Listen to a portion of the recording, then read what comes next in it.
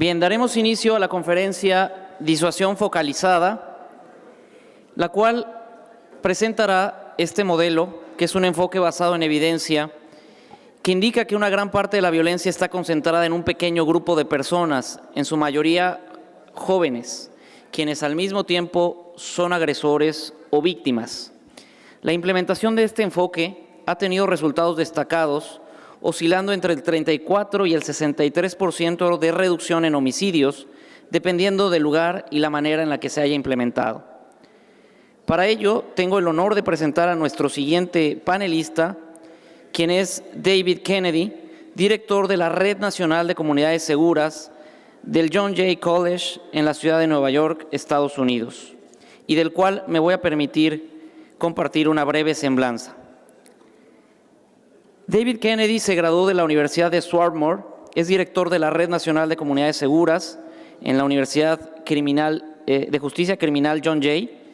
Su trabajo ha sido merecedor de 2 premios de la Foro Foundation en innovación gubernamental, 2 premios Weber Civi de la Asociación Internacional de Jefes de Policía y 2 premios Hermann Goldstein.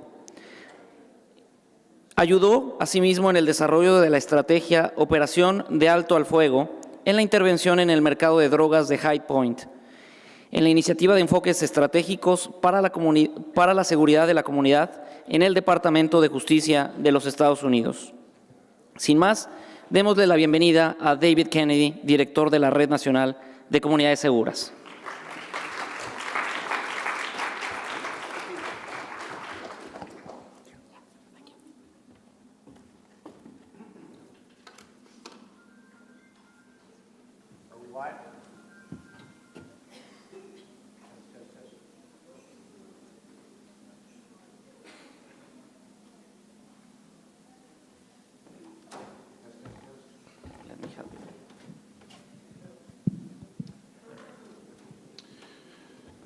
Good afternoon. Good afternoon.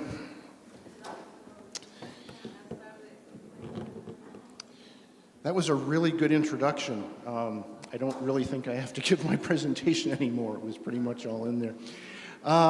So I'd like to thank USAID and the other organizers who've gotten me here today. I don't know if he's in the room, but I would particularly like to thank my new friend Carlos, who picked me up at the airport at 1 o'clock yesterday morning and got me, I guess it was actually 1 o'clock this morning. So very grateful to Carlos for literally getting me here. And I am here with my colleague Rachel Locke from the National Network.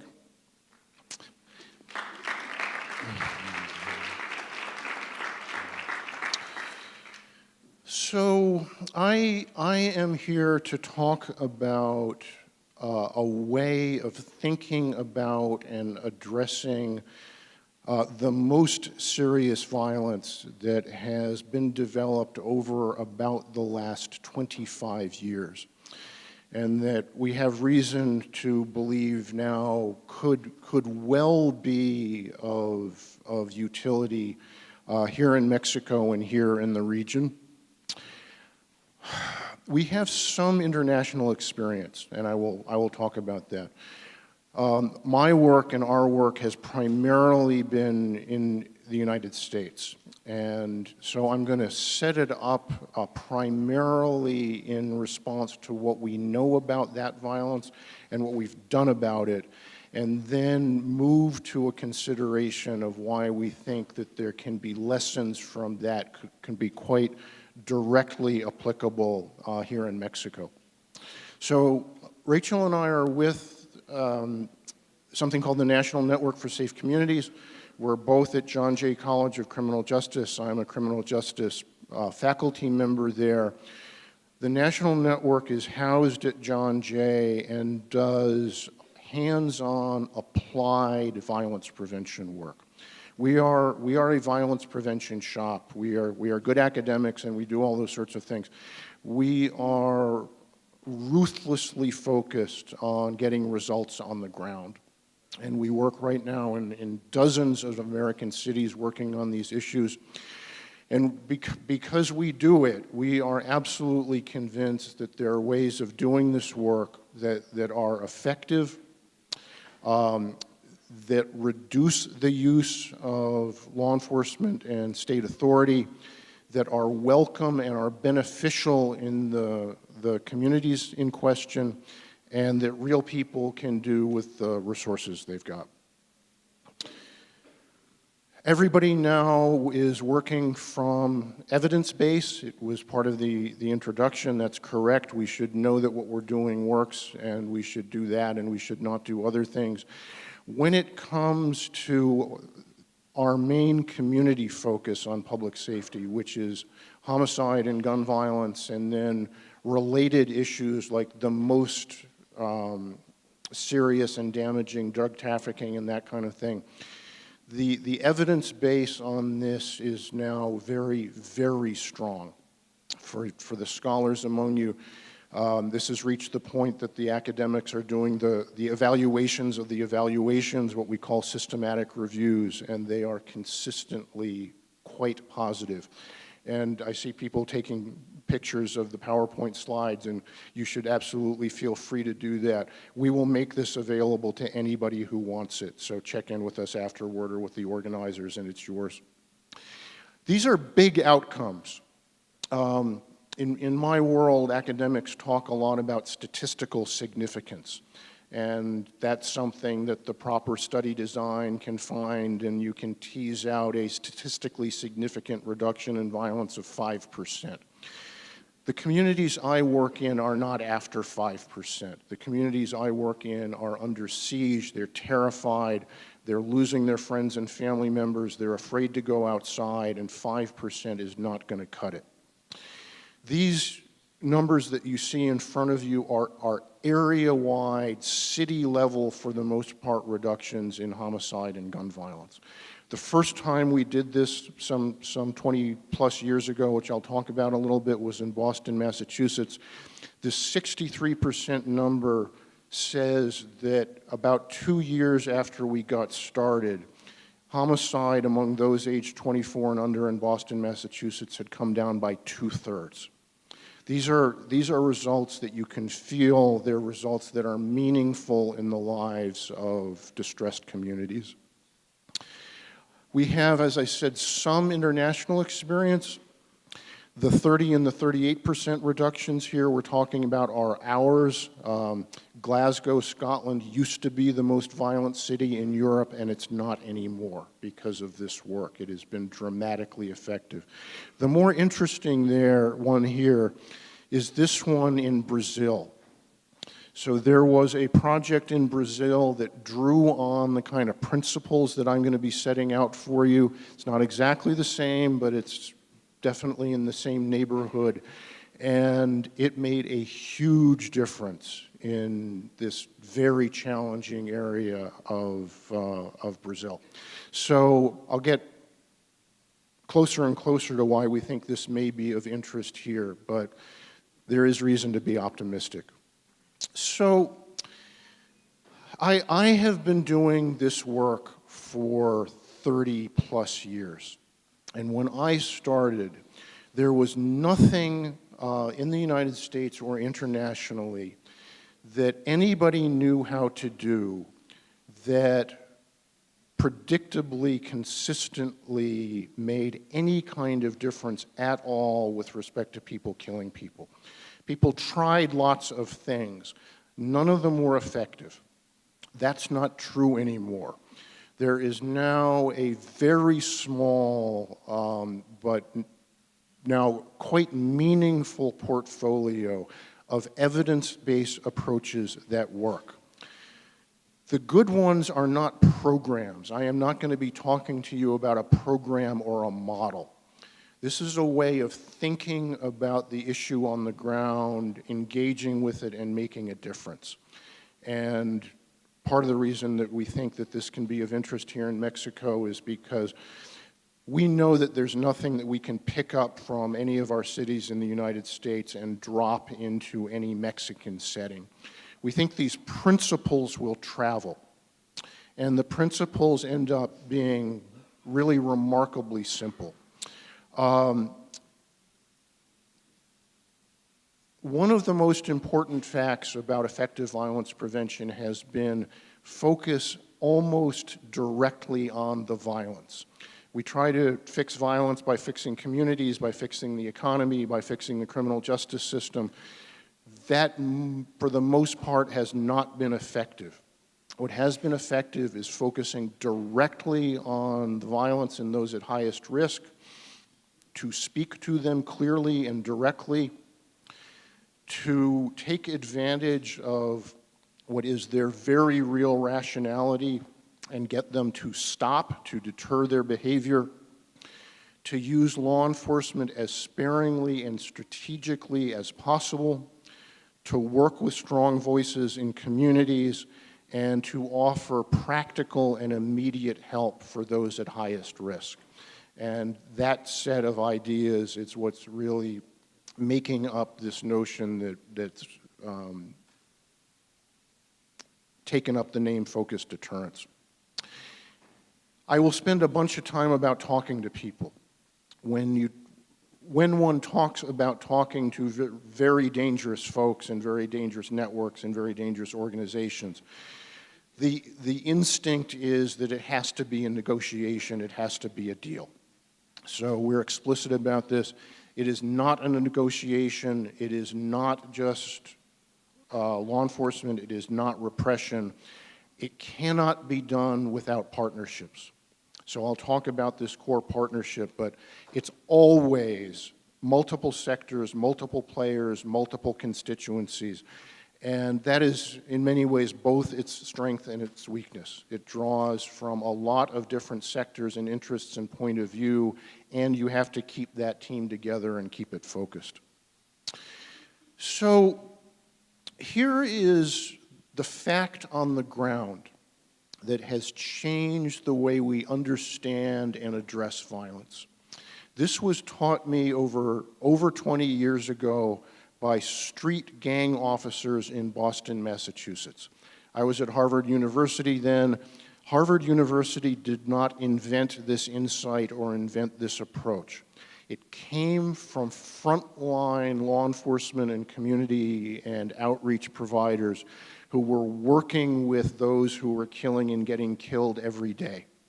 They taught it to us, and that's why I'm standing here, because they knew this already. Nobody was listening to them, nobody was asking, but they knew. And what they knew was that the homicide problem in Boston in 1995, 10 years into the American crack epidemic, was driven by a very, very small number of extremely active groups.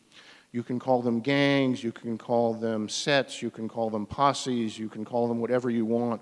The language doesn't matter. You can go to any place, this is our experience and those of the other folks who do this kind of research, and if you talk to people on the ground and say, is it a relatively small number of groups, and do you mostly know who's doing it, and do you mostly know what they're doing? Good frontline practitioners in any city I have ever been to say, yes, that's what's going on. There's real science on this now, and the science is that if you go to any apparently dangerous jurisdiction, identify those gangs and groups and sets and whatever you want to call them. They will be there. If there's a homicide and violence problem, you will find them. When you take all of them, add everybody in them up together, everybody in those groups will typically represent at or under 0.5% of the city's population. It is a very small number of people.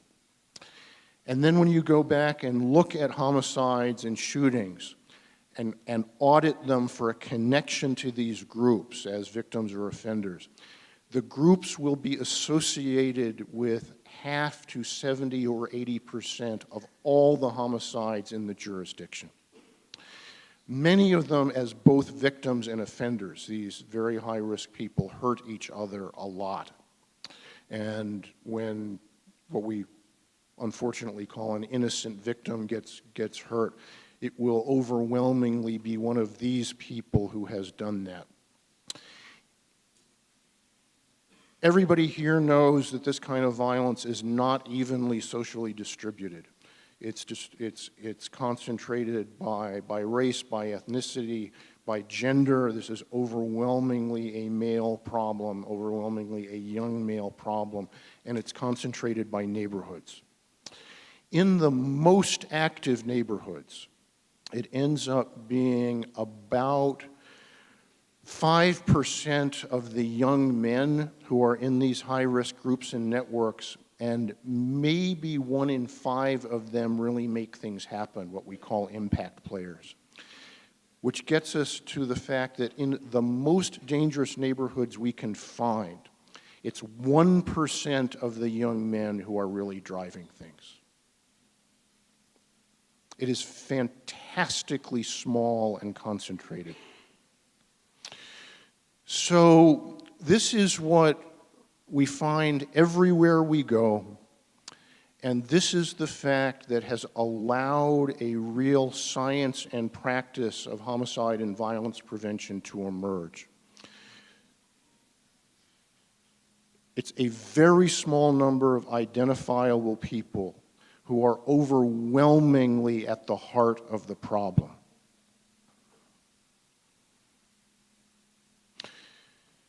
We think of gang members and drug dealers and those sorts of folks as offenders, right? That's where all of our imagination goes, and legally it's correct, and in some important way morally it's correct. It's also correct that these folks are the most at-risk and vulnerable people that we can find in any of our cities. We now think that it's in many ways more meaningful to think of them in terms of their victimization than it is in terms of their offending behavior. And if you talk to them, obviously if you're talking to them, they're alive, they haven't been killed, their friends have been killed, their family members have been killed, they've been shot, they've been stabbed, they've been wounded, they have people trying to kill them. And again, in my setting, we've got the math on this. The American homicide rate is now bouncing between 4 and 5 per 100,000. So that's 4 or 5 homicide victims per 100,000 in the population every year. These guys will be over 100 times that. And if they're in the mix on the streets and somebody close to them has been shot, then for a while they're almost 10 times more at risk than being 500 per 100,000 at risk. And this is not my work, it's one of my colleagues, but my friend and colleague Andrew Papachristos in Chicago has done the analysis. And if you're one of these guys, you would be safer in the American Army on active duty on the ground in Afghanistan right now than they are walking around every day in their own neighborhood. And if you talk to them, and many of you will have had this experience, and you say to them, why are you doing what you're doing? Why are you carrying a gun? Their answer is, because that guy over there is trying to kill me. And that's right, he is. If you go talk to him, he'll say exactly the same thing. He'll say, this guy's trying to kill him. But this incredible level of fear and vulnerability is at the heart of a lot of what's going on here. Again, this is what we see. So just some numbers. This is our work in LA.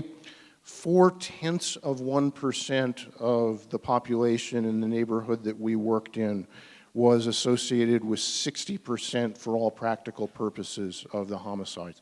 That's not saying they pulled a trigger. Most of them will never pull a trigger, but they're in the groups and networks that are close to the violence. This has come from people we've been talking to here in Mexico.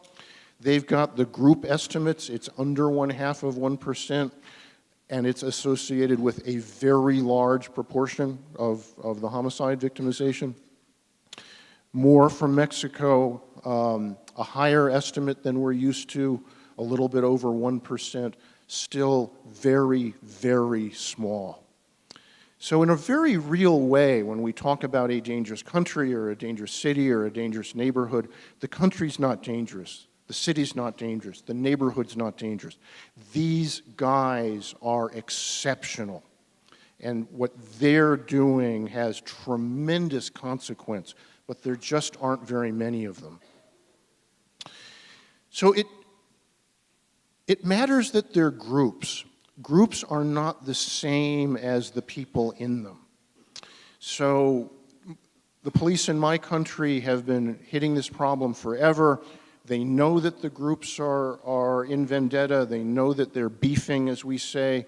They're good at what they do. They clear this homicide on this side. They clear this homicide on this side. This guy goes to prison. This guy goes to prison, and it doesn't make any difference.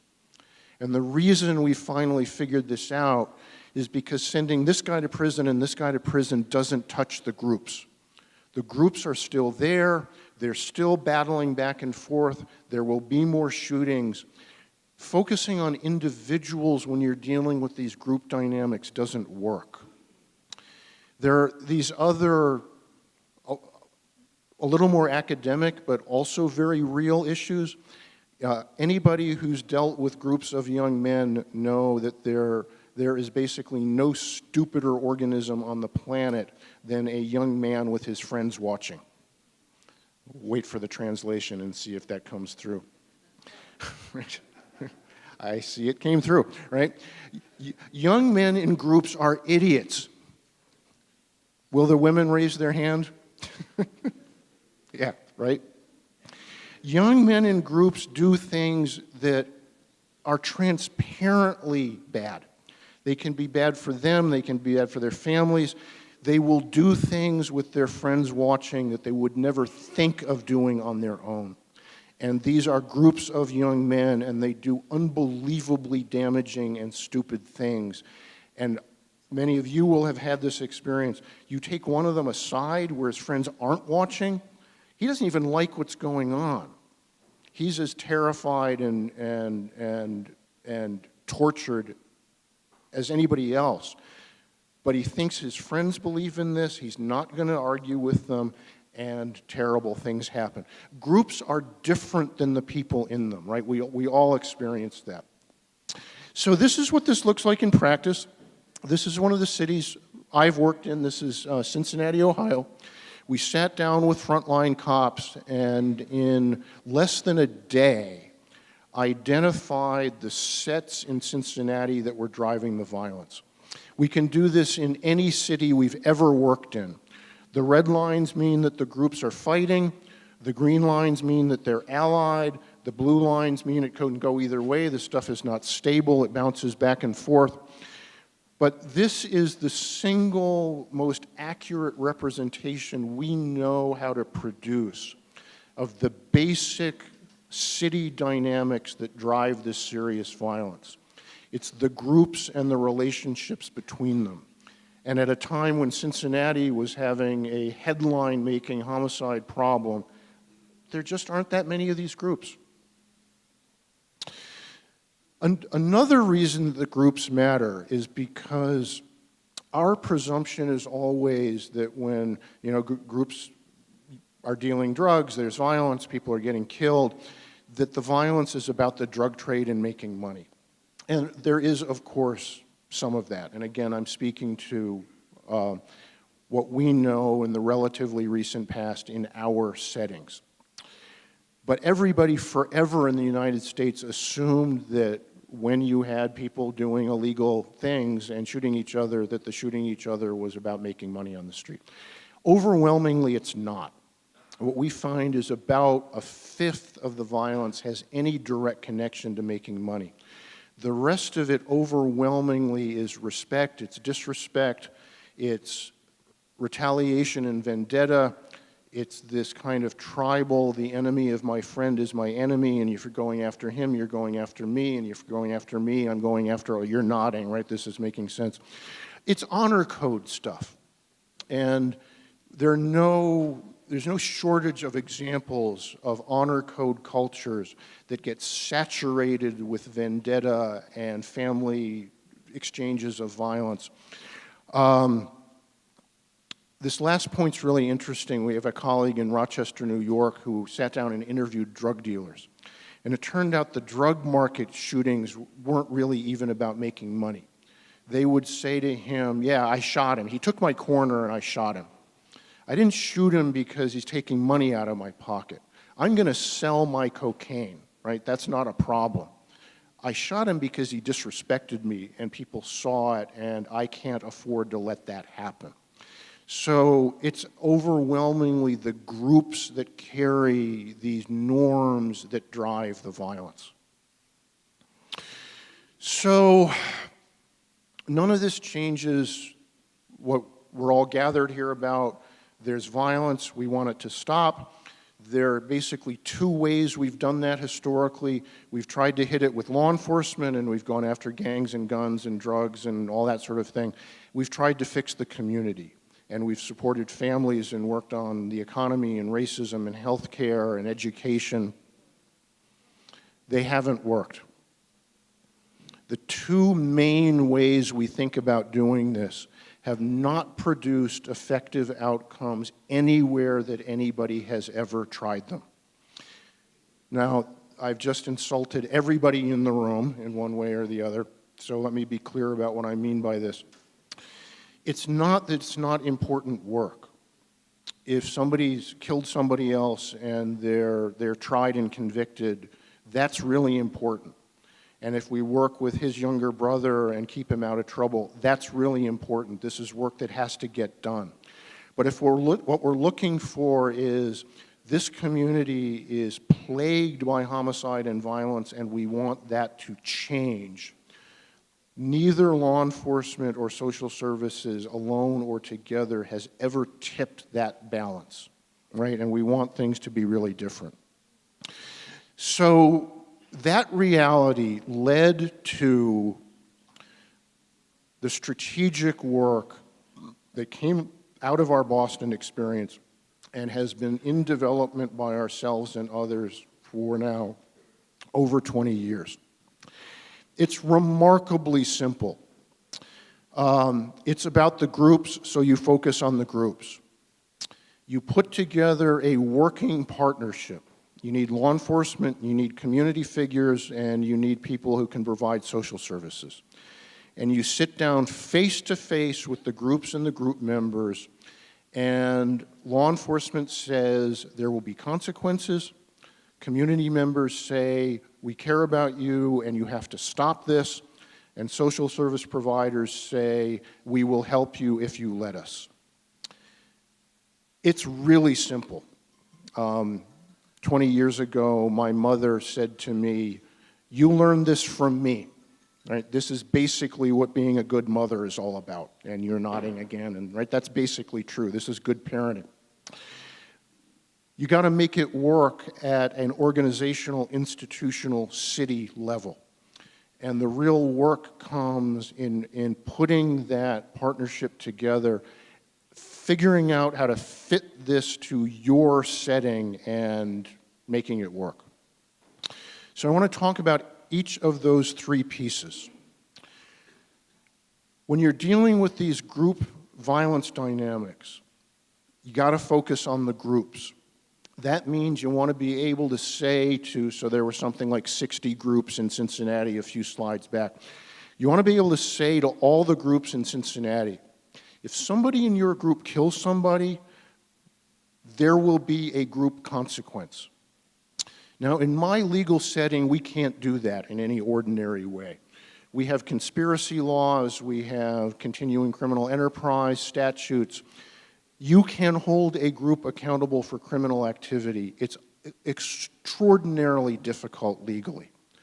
And jurisdictions go years on end between a conspiracy case and the next conspiracy case. We figured out you don't need these fancy legal tools. These are groups where the group members are selling drugs, they're using drugs, they're carrying guns, they've got unregistered cars, they've got outstanding warrants, they've got unpaid child support, they're on probation, they're on parole. We realized they gave us what we called levers. They have given us legal exposures that we can take advantage of. And again, anybody who knows this knows, these high-activity guys, they walk around committing crimes day in and day out, and they get away with almost everything they do. If you focus on one group, and all the law enforcement and investigative people get together and say, we're not, right now today, we're not policing the city. We're looking at this group, it's got 17 people whose names we know in it, and we are going to figure out a way to reach out and touch every one of them. That one you can win. And you look at who's selling drugs and who's carrying drugs and who's got unregistered cars and who's got outstanding warrants, whose house has their grass too long and that's a violation of a civil code. You can make an example out of any group that you want, anytime you want. You just can't do everybody, right? What we try to do right now is we try to do everybody. So you can focus existing law enforcement capacity on the group, and then you can do this tricky thing. So we can't attend to all the groups at once, but we can sit one person from each group down in a room like this and say to them, you go back and tell the guys you run with, when you leave the door, when you go out the door today, when you leave this room, the first group that kills somebody is going to get this special attention. You will self-select, it's up to you. Nobody kills anybody, we will never do this, but somebody's probably going to, and the group that does that is going to get this meticulous, relentless attention from law enforcement. And you have been put on notice. And you send everybody home, and probably somebody's not going to listen, and they're going to shoot somebody, and you do exactly to them what you said you were going to do, and then you call everybody back into the room, and you say, we said it, we meant it, most of you paid attention, here's the group that didn't, they were the first group that killed somebody, here's what happened to them, we're done with that, and we're ready to go again. So you're free to go. But the next group that kills somebody is going to get this attention. And you do that a couple of times, and everybody in the city that's living this life knows that if they kill somebody after this notice, they are going to pay for it, and they're not stupid, and they don't do it. And you have effectively calmed the entire city down. What we actually do is we say in each of these meetings, the next group that kills somebody and the group in the city that is most consistently violent. Those two groups are going to get very special attention. And when they get it, nobody wants to be in the most violent group and nobody wants to be in the first group that kills somebody. And that's how you get initially these huge reductions in violence. The point is not to sweep through the city taking these groups out. None of us can do that. The community doesn't really want us to do that. What we want is formally deterrence. We want them to know that the stove is hot so they don't touch it. People will say about these guys all the time, they don't care about whether they live or die, they don't care if they go to jail. They will tell you that, and we believe it. It's not true. They look both ways before they cross the street. They don't want to get hit by a car. They don't want to get hit by a truck. If they know the truck's coming, they will not step into the street. And this is about creating the conditions where they know the truck's coming. Second piece is we want them to know that their own community needs them to stop. And many of you will have experienced this. These communities, their families, their friends are in a terrible position. They love their sons and husbands and boyfriends and brothers, and they hate the violence. So this is what academics call informal social control. It is getting people that these high-risk guys respect to say to them, you have to stop this. And I've never tried this through translation, but let me see whether this works.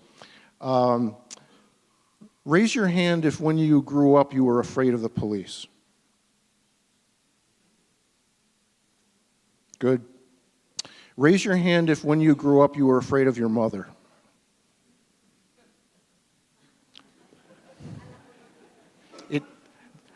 This even works through translation, it turns out.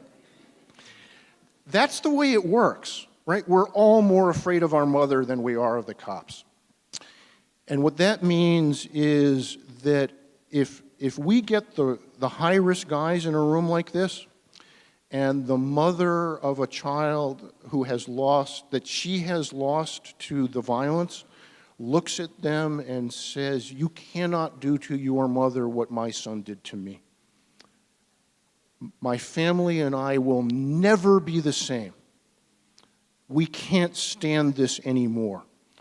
I've seen a room full of the most dangerous men in our worst urban areas sitting there with tears streaming down their faces. And when somebody who was them 5 years ago and has changed his life stands up and says, "Let's be honest, we are killing ourselves, we are killing our community, your boys will not be there for you when the federals come calling. This is not right and we need to stop it, and I'm now on a different path and I'm no better than you, so that means you can do it too." They listen to that. So law enforcement, what we call the moral voice of the community, the mothers and the ex-offenders, the natural leaders in the community are tremendously powerful at creating these community norms. It's not law enforcement, it's not social services, it's something very different, and it's very powerful. Then we want anybody who wants it to get the help they need to do better. The traditional image of this was everybody needs a job, and we can't do that and it doesn't work. And it turns out that if you're 21 years old and traumatized and drug addicted and can't read and have PTSD and don't have a place to live and don't have a phone that's going to be working next week, saying to that person will get you into, remedial education and job training. It's not just irrelevant, it's insulting. These guys lead tremendously chaotic lives. There are people trying to kill them, and we need to make those people stand down. They don't have any food on the table, and their little brother is crying, and they can't stand it. They're living with their mother, and their mother is not paying the rent, and they're about to be homeless. They don't have a driver's license. They've got police warrants, and they're afraid to go outside. Looking at their immediate situations and taking immediate action to make their lives better is very important for them, and it builds a kind of trust and legitimacy that we don't have with them right now. Legitimacy is really important. So legitimacy is this formal idea in the social sciences now, and it is the belief on the part of the public that the agents of the state, especially the police, have the standing to say, "Don't do that." And that command comes with moral standing and moral authority. I work in places in the United States where everybody in the neighborhood hates the cops. Not just the street guys, everybody. And these are mostly black communities that I work in, and black communities hate the cops because black Americans' experience with the United States and the power of the law going back hundreds of years has been toxic. It's slavery, it's the Civil War, it's Jim Crow, it's separate but equal, it's the civil rights struggle, and it's the country we live in now where a black man is actually more likely to go to prison than he was before the civil rights reforms in my country in the early 1960s. Black folks in the United States do not trust the law, and they've got good reason for it. When folks like that have somebody trying to kill their brother, they don't call the police and prosecutors. They don't want that help. They don't trust that they'll get help. They get a gun, they get their friends, and now you're back into this cycle of retaliation and gun violence. Fixing the legitimacy issue may be the most powerful thing we can do to prevent this kind of violence. There's a lot more to say about this. We now know that these legitimacy crises tamp down even community action on violence. People won't stand up for the law. They won't intervene with their neighbors' kids when they're out of control. We're discovering it suppresses voting. They won't vote. America likes to think that it's ahead of the nation, ahead of the world on these issues. It's not. We have never dealt with our racial history. We've never dealt with this directly. We're increasingly seeing police leadership in the U.S. that are standing up in their communities and saying, we've got this wrong, we are part of this long history of oppression. The agency I run now carries that around. We're going to be honest about it. It's something akin to a formal reconciliation undertaking. And this new violence work they can present as part of that. We are no longer going to occupy your neighborhoods. We respect your young men. We're going to try to keep them alive. We're going to try to help them. We're going to even tell them ahead of time how the law is going to be enforced. We don't want to do this the way we used to do it. So let me wind down, and I want to hear what you all have to say. In practice, just to say it again, this is not a program, it's not a model. It's about taking these basics and working to fit them to particular circumstances. And the way we usually do that is we will put together a law enforcement and social service and community team that we call a working group. That group does a bunch of formal research to identify the street dynamic, the groups and key players and who's fighting with who and all that kind of thing. We put together a version of this basic approach that sits down with the groups and says, you can't kill each other anymore, we want to help you, here's what your community wants, we are going to remain closely engaged with you, we will make this work. And then we do it, and it's never quite right, and so you learn as you go through it, you amend, you adapt. So, as I said, our experience has been primarily, not exclusively, but primarily in the United States. Here's why we're a little bit optimistic about working with you and others who are not in the U.S. The U.S. is a fantastically violent country. It is unique among developed nations in its levels of violence. And it's not spread across the country. It is concentrated in particular demographics, in particular neighborhoods, where what is going on is unconscionably bad. And we know that what we do works in those settings, and it makes us optimistic that it can work in similar settings elsewhere. We're here because we think that that's a live option, and we've been steadily developing relationships and insight into some different settings. We will not show up anywhere and say we know what to do. So this has been years of work to figure out what's going on in different places and try to sort out whether we can be helpful. And right now we think we can.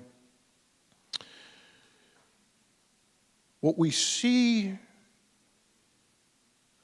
south of my border are situations that are actually remarkably like what we see in the historically damaged neighborhoods that we work in the United States.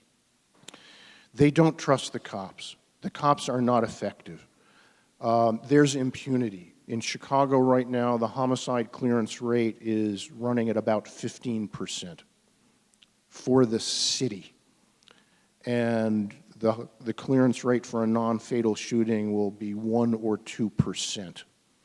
Impunity is not somebody else's problem. Impunity is our problem. The communities are up in arms about police abuses and use of force. There is this nexus with gangs and the drug trade.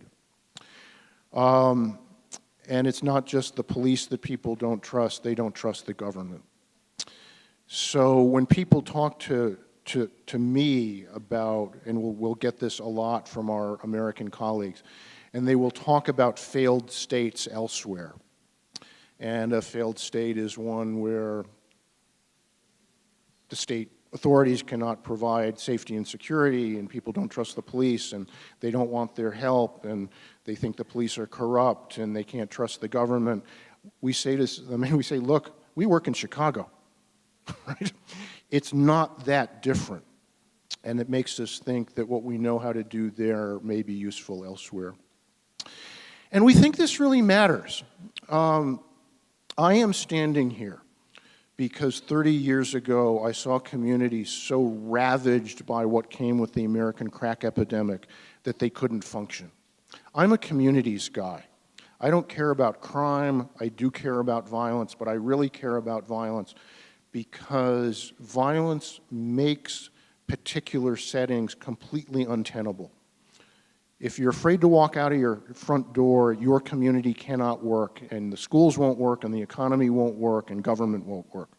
If you live in a house where you're afraid to be in the house because your husband is terrorizing you, your family can't work.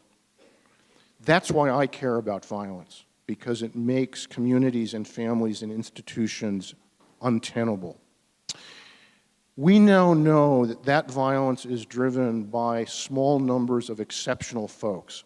It is not about communities, it is not about families, it's not about men, it is about exceptional actions by exceptional people. And we know in our settings that the right kind of strategic action can make a huge difference in the lives of those communities.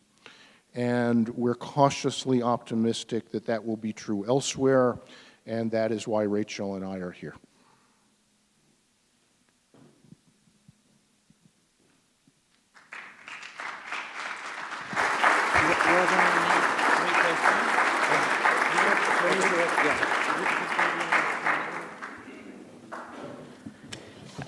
Bien, agradecemos mucho a David Kennedy, director de la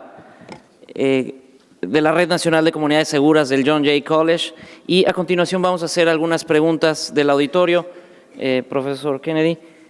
La primera de ellas es, dentro de este esquema de comunidades, ¿se trabajan con los padres de los infractores y en qué sentido? La segunda pregunta es, ¿estas prácticas podrían acelerar procesos de reconciliación social o podrían dificultar? Y la última es profundizar un poco más en por qué los programas sociales, por ejemplo el de empleo, no son suficientes del todo para prevenir delitos. So you may want to help me remember each of those three questions, right? But we'll begin with do we work with parents? So yes, we absolutely do work with parents.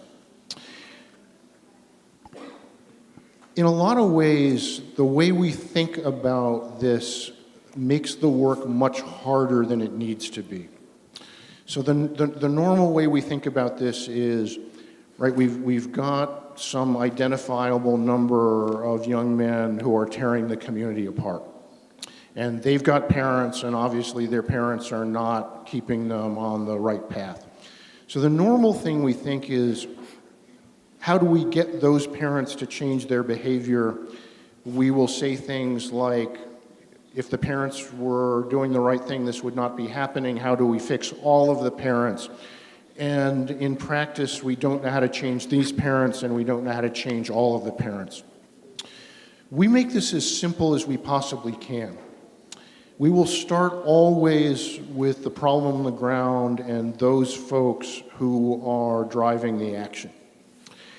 And rather than saying, how do we get their parents in the right place, we will say, who are the figures of standing and moral authority in the community that they will listen to? And they may not listen to their own parents, There may be some pretty good reasons they're not listening to their own parents, right? We're not going to be able to fix that. But there are going to be lots of people they will listen to. And we get asked a lot, how do you find those people? And some of it's pretty obvious. They are the surviving mothers and the older, wiser, original gangsters and those folks. But it struck us finally quite some time ago, we can sit down with this guy who's tearing the community up and say, do you like your life? And he will almost always say no. And we will say to him, if you want to get to a better place, who would you like alongside you as you do that? And he's got an answer. It might be his pastor, or it might be his older brother, or it might be his girlfriend's older brother, it might be his neighbor down the street whose mother can mother everybody in the community, but there's gonna be somebody. And so the answer to the first question is, not only do we work with the parents, we systematically find and organize those sources of moral authority in the community. And they're always there, and they're always really powerful. I think the second question was advance or slow down reconciliation? Yes. And the answer to that is it advances it. This is a really different way of thinking about things. So even if we don't build formal reconciliation into the process, and we're doing that now, we're learning from the experience in South Africa and places like that to do formal police community reconciliation. But even if we don't go that far, this whole framework allows us to say to communities that have really been beleaguered for a very long time, we have thought about you wrongly, we've treated you badly, we've treated the community as a dangerous place. We know it's not a dangerous place. We've treated the community, we say there's all this violence, you must like it. We know you don't like it. There's a very small number of high-risk people out here. They're not just offenders, they are also victims. They're terrified. We are going to take their victimization seriously. We're going to take their safety seriously. We're going to do everything we can to keep them safe, everything we can to protect them.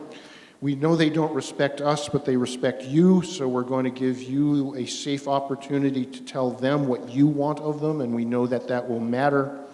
We don't want to lock everybody up, and we're going to tell everybody ahead of time how we're going to exercise the law, and then we're only going to do it if we have to. And in our settings, the angriest communities hear that, and they say, this is what we've been waiting for.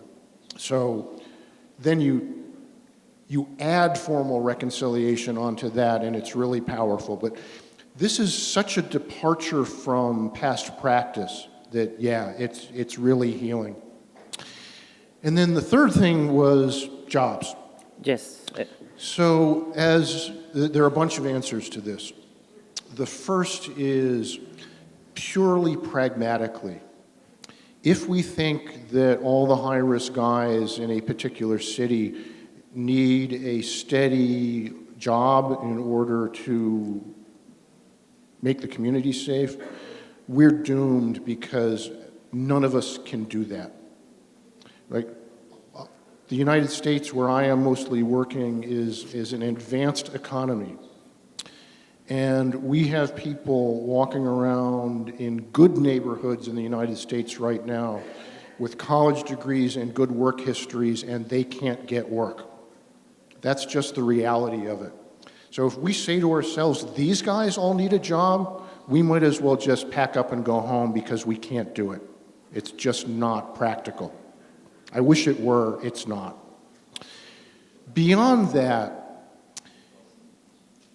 most of the violence, just to say it again, and even I have to keep reminding myself about this because it's what I got taught and it's not right. Most of the violence is not about making money. Again, I'm talking about my settings. It may be different in important ways here. But what we see everywhere we've looked, the violence is respect and disrespect and vendetta and beef and girls and all these honor code issues.